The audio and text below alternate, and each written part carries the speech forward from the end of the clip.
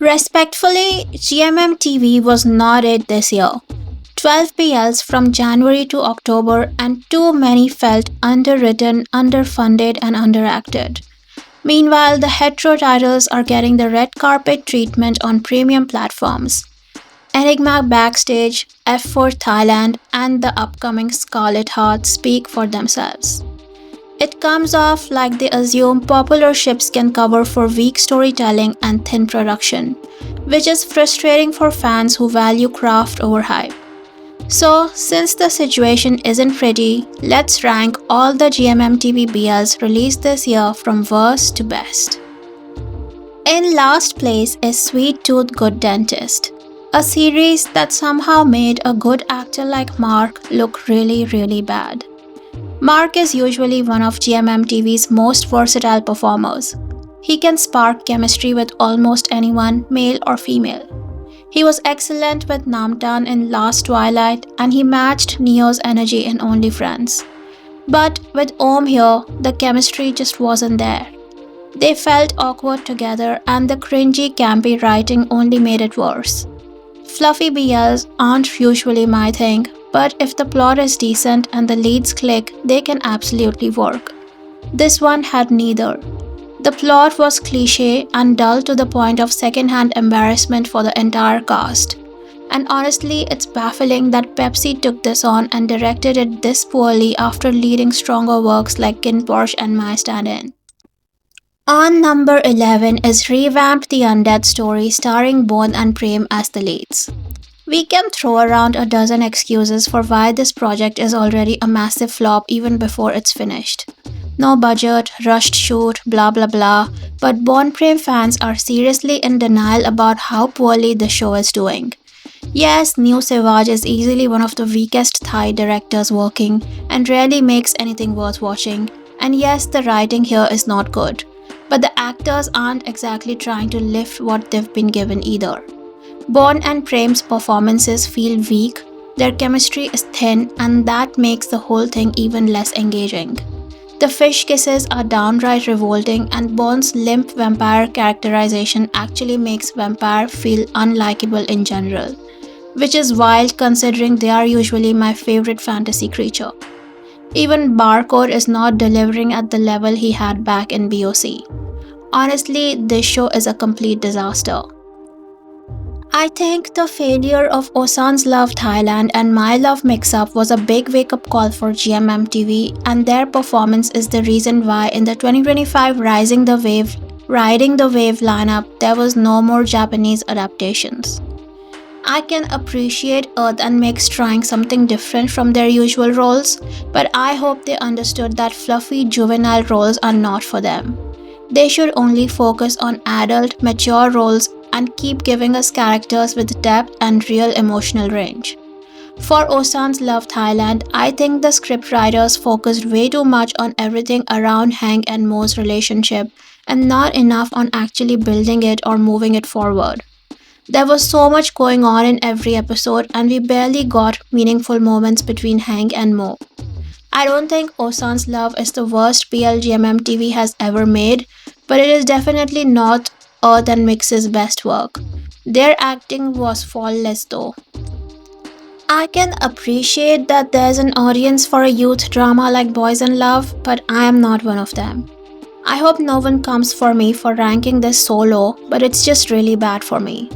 I don't believe teenagers live with zero conflict, zero problems, and permanent halos, being endlessly empathetic, righteous, sensitive, and emotional 24/7.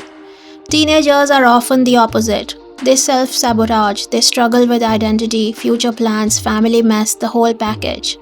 That's why I could relate to Gel Boys more. It feels like a realistic teen drama that actually shows what it means to be young in 2025. This show was way too idealistic for me, and I can't get behind 30-year-olds acting like 12-year-olds, discovering love and flirting for the first time.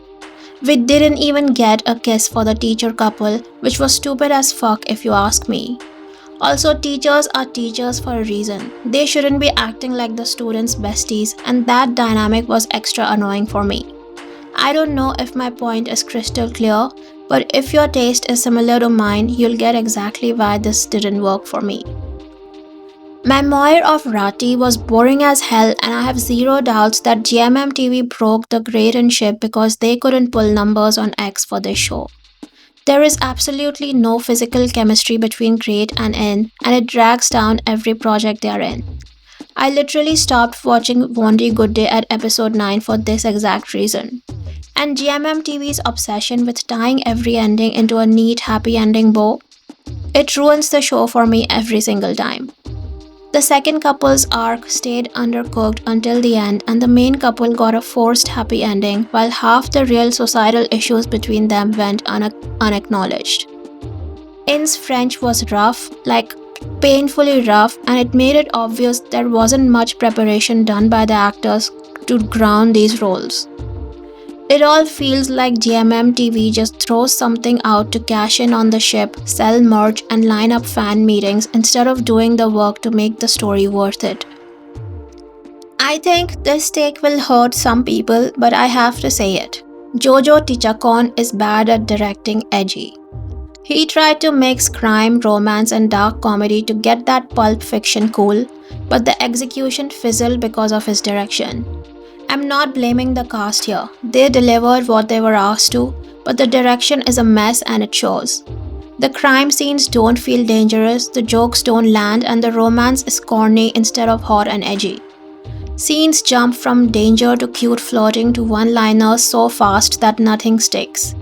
There's no real tension between the two couples, the pacing is fast but somehow the story still drags, and the second half is unbearable to sit through. The two assassin brothers never feel scary or threatening, and both of their love stories fall flat. I liked Jojo's work in Only Friends and Warp Effect, but since then he hasn't directed anything worth watching. I know this take won't be popular, but I really don't think My Magic Prophecy was good. Not awful, just bland, uninspired, and honestly low budget. I'm a Jimmy C fan and you know it, but they keep playing it safe with the same dynamic every single time. Jimmy is always the greenest green flag who never puts a foot wrong, says the perfect thing, and makes zero relationship mistakes. C is always the sassy one who plays hard to get until he slowly melts for Jimmy's character. It's predictable and it's been the same for 3 projects in a row. I'm tired of it. It's limiting their range. There was no surprise factor here. From day one, I knew First was the villain, and even that reveal had no bite. He basically told on himself like a class 2 kid who stole an eraser. Hardly a psychopath, hardly a threat. First was wasted on this role. The magic angle didn't add anything meaningful to the story either. It was just window dressing. Overall, another boring GMMTV outing that feels like it was made to be safe and sell a ship rather than push the actors or the narrative. That summer is ongoing, and after 4 episodes, I can confidently say it's nothing special. But it's not bad either. Vinny and Sarang have okay chemistry, but Mond and Ryu steal the show.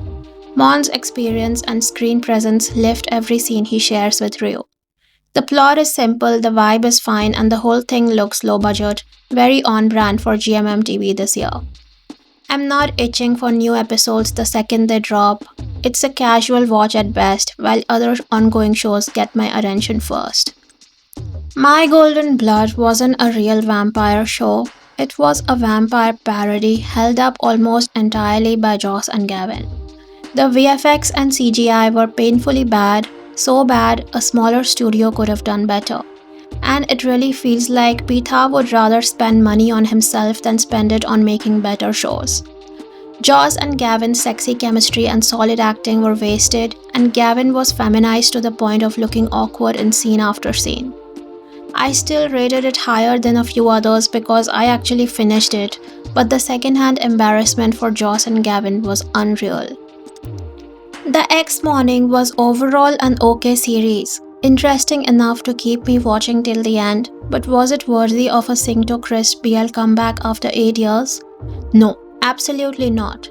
They deserved a better script, higher production value, and a braver, more ambitious plot, especially after giving GMMTV its all-time breakout with Sotus. It just proves GMMTV still won't respect its own artists or their fandoms enough to do the legwork and put real money into content that matches their legacy. What I can't fault is Chris and Singto themselves. Their chemistry is still amazing, their acting lands, and they make up for lost time with genuinely heart melting kisses and confident NC scenes. That part felt like a gift. I just wish the show around them had risen to the moment. Here's hoping we get more Chris Singto next year, this time with a script and budget worthy of their names. I liked this show only because of Junior Mark and Boom and their adult, genuinely mature dynamic. The other two stories weren't my thing at all, and I hated how the UK characters were written like childlike, wide eyed teens despite being in their 20s. It really felt like the show's success came from ship dynamics and the fandoms pushed numbers on X because there wasn't much substance in the actual content. I'm not gonna lie, the 24 episode stretch did turn it into a comfort watch, but beyond that, there wasn't much going for it. I don't mind light-hearted shows, but I absolutely hate it when adult characters act like 12-year-olds and GMMTV keeps pushing those roles for some reason. Give me more grounded, grown-up relationships like Junior Mark and Boom, and less baby talk romance dressed up as cute. And the only show I genuinely liked from GMMTV this year is Thempo, featuring the new couple William and East. The premise feels fresh and it's the first proper idol drama I've seen from Thailand. And the best part is, the lead William is actually an idol with the whole Lycan group appearing in substantial roles instead of glorified cameos. Beyond the romance, the storyline is genuinely engaging and the subplots feed directly into Thame and Po's relationship, making their dynamic feel connected and relevant. Everyone pulls their weight and the slow burn build between Thame and Po actually made my heart flutter. The reason William and East ship blew up so fast is simple. The chemistry is natural, the performances are grounded, and that combination is so rare right now, especially in GMMTV. So, yes, there are only one or two GMMTV shows I've truly liked this year. And that's a shame because up until 2022, I used to look forward to their lineup the most. It's clear GMMTV hasn't kept up with the times. They keep recycling tired plot lines and forced happy endings, while other production houses are pushing new concepts and fresh couple dynamics every year. You can even see where the wind is blowing. Other studios get the love and the sponsorships and even funding from the government, while GMMTV leans on selling ships, fan meets, and merch instead of building shows that function as real soft power. So tell me in the comments how many of these shows you genuinely liked and drop your ratings below. Mine is 1 out of 12. See you in the next one. Bye.